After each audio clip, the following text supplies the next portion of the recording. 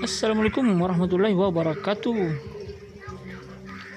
Oke, hari ini kita ketemu lagi di pembahasan kunci jawaban tema 5 kelas 5 SD halaman 124, 125, 126 dan 128.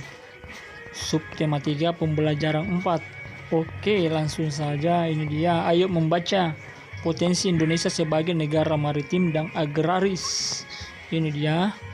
Letak geografis Indonesia sangat menguntungkan karena berada di tengah-tengah jalur perdagangan dunia, terletak di antara Samudra Hindia dan Samudra Pasifik, serta benua Asia dan benua Australia.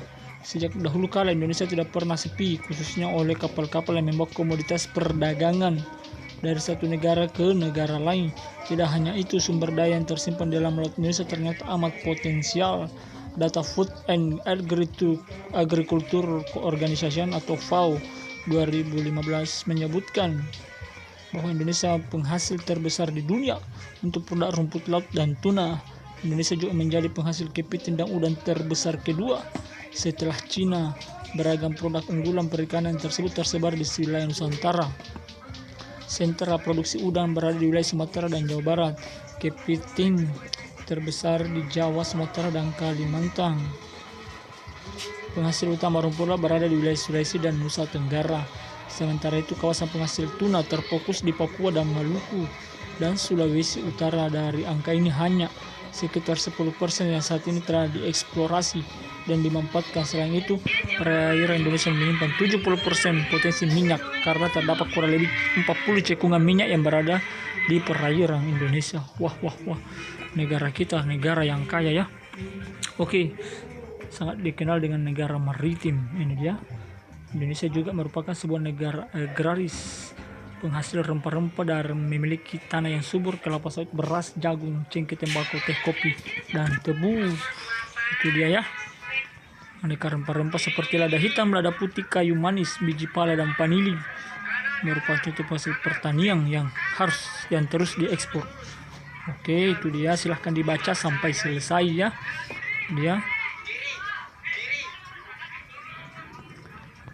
Itu dia. Sedang genre ya.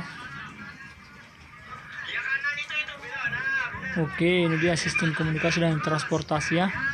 Mata rantai yang tak terpisahkan dalam kegiatan ekonomi. Itu dia. Silahkan dibaca ya. Ini dia, seperti kereta api, transportasi laut pun menjadi salah satu sistem transportasi memudahkan distribusi barang ya. Oke, ini dia halaman 124 dan 125. Oke, ini dia paragraf 1, pikiran utama. Keuntungan letak geografis Indonesia. Informasi pentingnya, sejak dahulu Indonesia selalu ramai oleh kapal-kapal perdagangan. Sumber daya yang tersimpan dalam laut Indonesia ternyata amat potensial. Indonesia menyimpan potensi minyak karena terdapat kurang lebih 40 cekungan minyak yang berada di perairan Indonesia. Silahkan dicatat atau di screenshot jawabannya.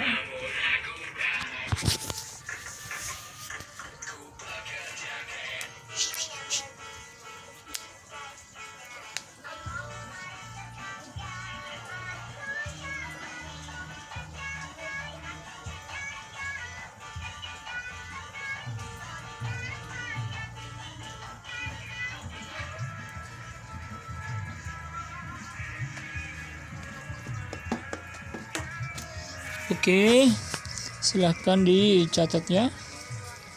Kalau sudah, kita akan lanjut di paragraf 2.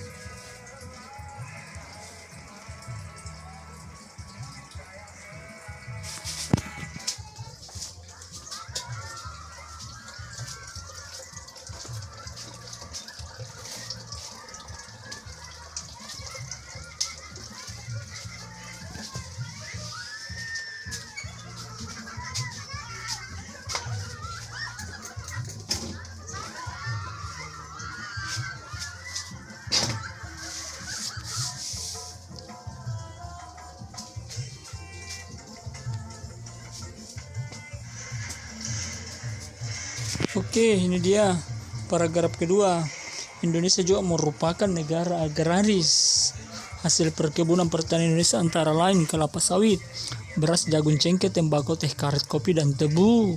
biji coklat, tembakau, dan aneka rempah-rempah merupakan hasil pertanian yang terus diekspor karena banyak diminati negara lain. Oke, potensi maritimnya dan agraris di Indonesia semuanya berguna bagi kemakmuran dan kesejahteraan segenap bangsa Indonesia.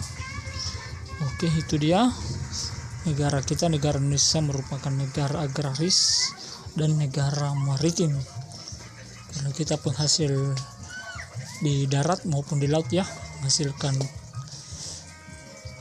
aneka tumbuhan, rempah,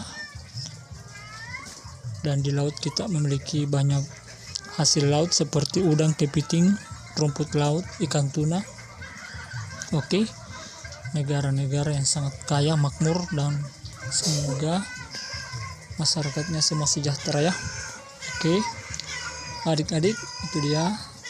Adik-adik nanti akan jadi generasi ke depan yang memperjuangkan Indonesia, mengembangkan, memajukan agar Indonesia lebih bagus lagi dari sebelumnya.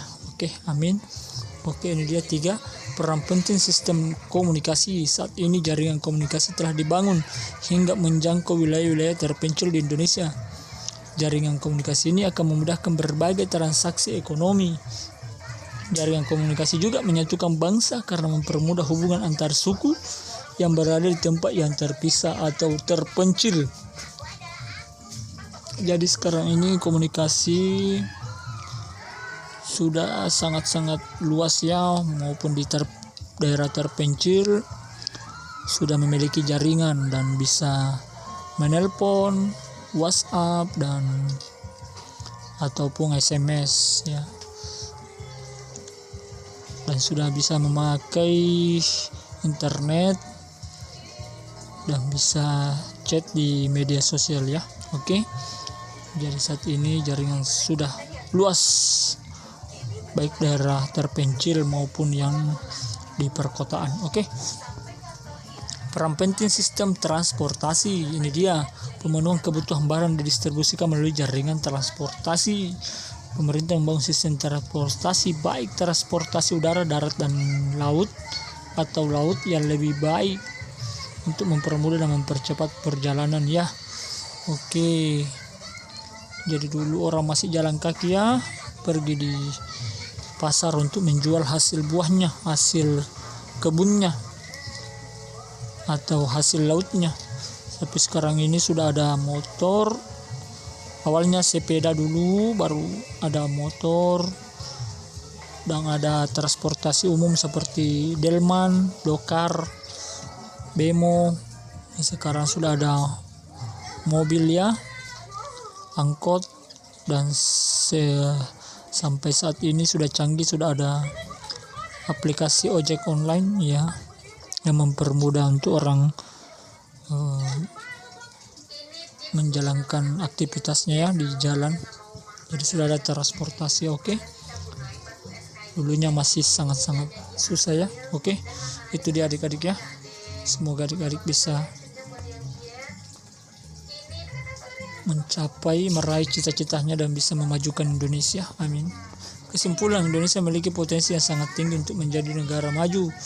Betul, itu sangat tinggi potensinya. Kondisi serta letak geografi Indonesia membuat Indonesia tidak hanya disebut negara strategis, tetapi juga negara yang kaya akan sumber daya alam. Betul ini. Pemerintah harus terus mendukung potensi ini dengan mengembangkan sistem transportasi dan komunikasi untuk meningkatkan ekonomi sehingga kemakmuran dan kesejahteraan rakyat juga meningkat. Betul.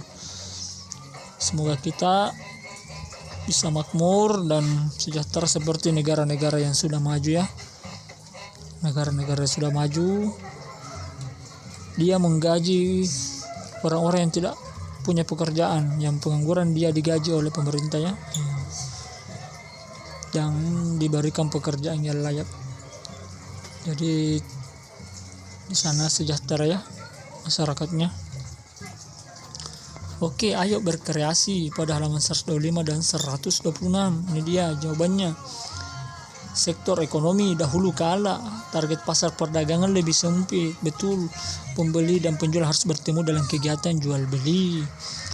Ya, proses pendistribusian komoditas perdagangan berlangsung lambat ya, yang seperti saya bilang dulu harus bertemu langsung karena belum ada komunikasi, dan proses pendistribusian juga lambat ya karena masih memakai sepeda misalnya, delman, dokar ya, belum ada mobil, masih kurang ya.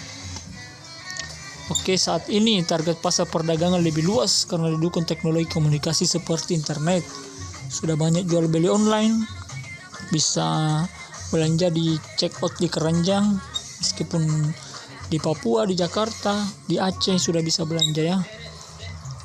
Pembeli dan penjual tidak harus bertemu dalam kegiatan jual beli, betul, karena sudah ada jual beli online. Oke, proses pendistribusian komoditas perdagangan berlangsung lebih cepat karena didukung transportasi yang lebih modern ya. Sudah ada pesawat, kereta api, kapal ya. Jadi cepat. Oke, silahkan dicatat dulu. Ini dia.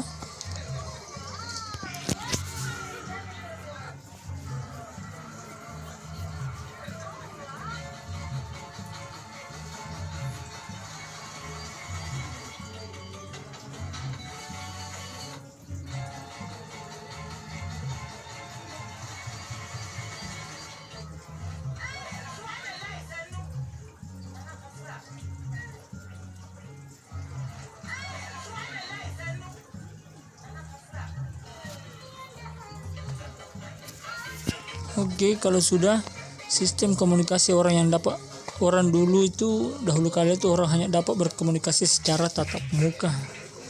Ya, jadi kita harus ketemu ya, kita bicara langsung di depan orang tersebut. Oke, kedua, persebaran informasi dilakukan dari mulut ke mulut ya. Jadi informasi itu harus didatangi rumahnya orang kalau ada undangan atau ada informasi penting. Sekarang atau saat ini orang bisa berkomunikasi jarak dari menggunakan alat seperti telepon. Ya, informasi tersebar melalui media komunikasi jarak jauh. Jadi sekarang ini sudah ada telepon, sudah bisa video call, langsung melihat tatap muka ya lewat handphone. Dulunya masih pakai telegram atau surat ya. Oke, silahkan dicatat dulu sampai selesai.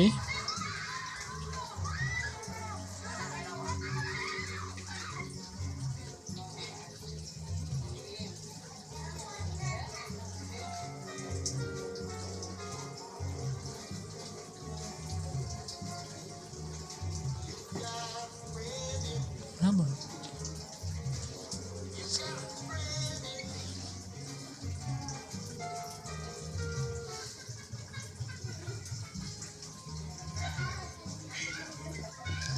Oke, ini dia sistem transportasi. Transportasi didominasi kendaraan bertenaga hewan atau tenaga manusia. Kecepatan alat transportasi lebih lambat. Alat transportasi memiliki kapasitas penumpang yang sedikit. Ya, dulu itu transportasi didominasi hewan seperti delman, dokar, atau tenaga manusia seperti becak atau gerobak. Kecepatan alat transportasi juga lambat ya karena masih memakai tenaga hewannya. Alat transportasi juga masih kapasitas penumpang yang sedikit ya, masih kurang. Dan sekarang ini dibangunnya terminal-terminal pelabuhan. Salah satunya terminal Teluk Lamong, merupakan terminal semi otomatis dan ramah lingkungan. Alat-alat baik di sektor maritim dan agraris banyak menggunakan listrik dan bersifat otomatis. Oke, silahkan dicatat dulu.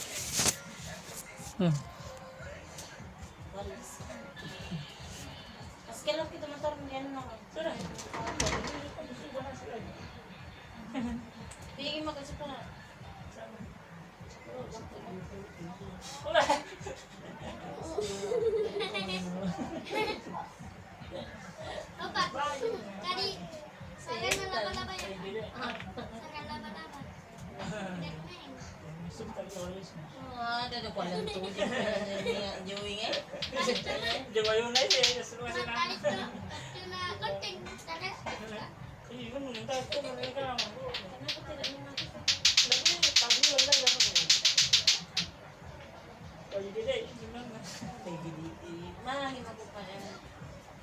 di sana semua.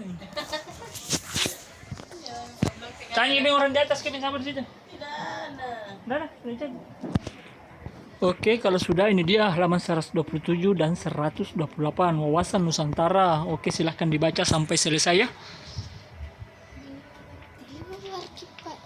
Hanya diminum, tidak 2 liter. 2 liter di sini. Oke, kalau sudah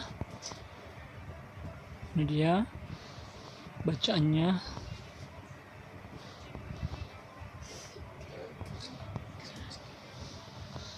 Oke, ini dia halaman 128. Kesimpulannya ini dia. Deklarasi Juanda menegaskan bahwa seluruh kepulauan, perairan dan udara di atasnya mengelilingi dan berada di antara pulau-pulau Indonesia merupakan satu kesatuan wilayah yang tak dapat dipisah-pisahkan. Oke, silakan dicatat.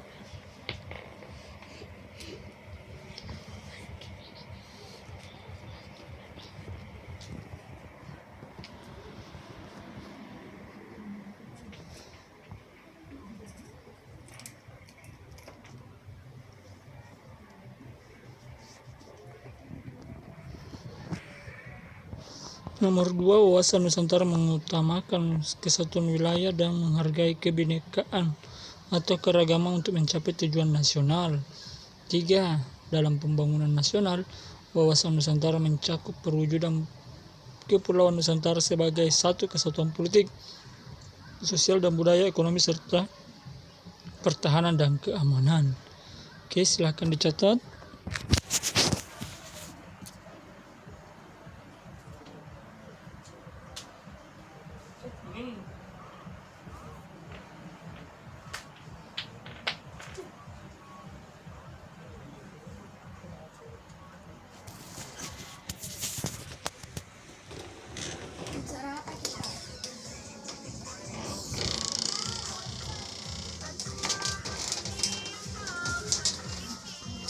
Oke, kalau sudah ayo berlatih halaman 128. 1.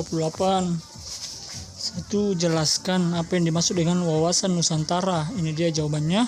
Wawasan Nusantara adalah cara pandang dan sikap bangsa Indonesia mengenai diri dan lingkungannya dengan mengutamakan persatuan dan kesatuan bangsa serta kesatuan wilayah dan menyelenggarakan kehidupan bermasyarakat seperti berbangsa dan bernegara untuk mencapai tujuan nasional. Silahkan dicatat dulu sampai selesai atau di screenshot.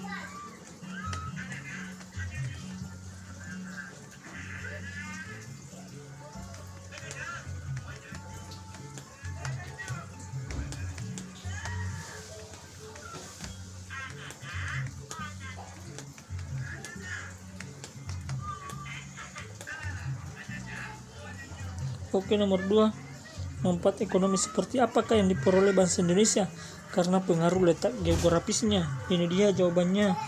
Letak geografis Indonesia membuat Indonesia menjadi jalur pelayaran kapal-kapal perdagangan dunia. Hal ini menjadi potensi bagi Indonesia untuk meningkatkan ekonomi.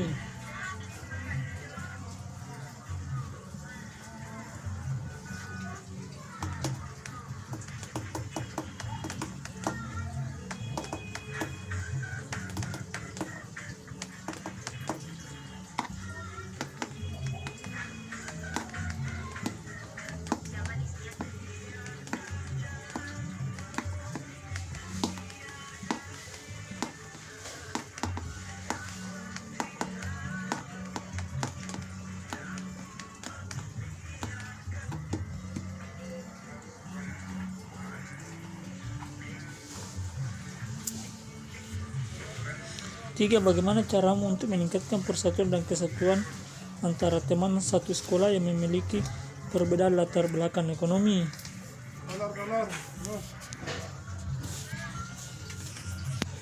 Ini dia jawabannya. Menjaga kerukunan dengan teman, membantu teman yang kesusahan, dan mengajak teman untuk bermain tanpa memandang status ekonominya.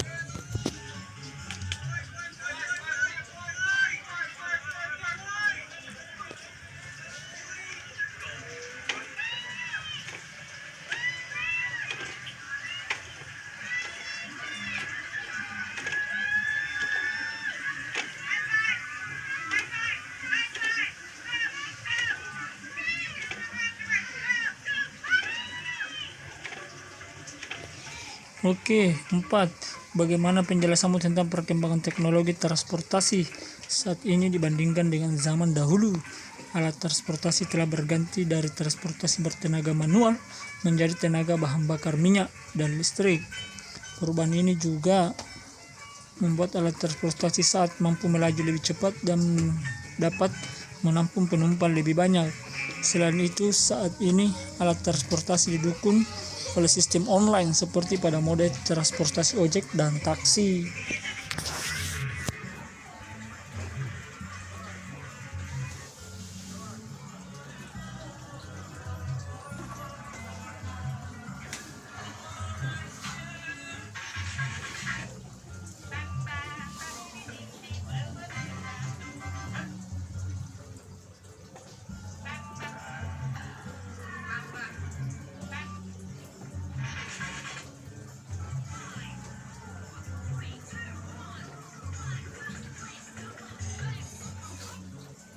Oke, kalau sudah kita lanjut. Ini dia, demikian kunci jawaban tema 5 kelas 5 yang ekosistem halaman 124 sampai 128. Semoga bermanfaat. Kalau ada yang ingin ditanyakan, silahkan tulis di kolom komentar, nanti dibantu dijawab. Oke, sekian dan terima kasih. Wassalamualaikum warahmatullahi wabarakatuh.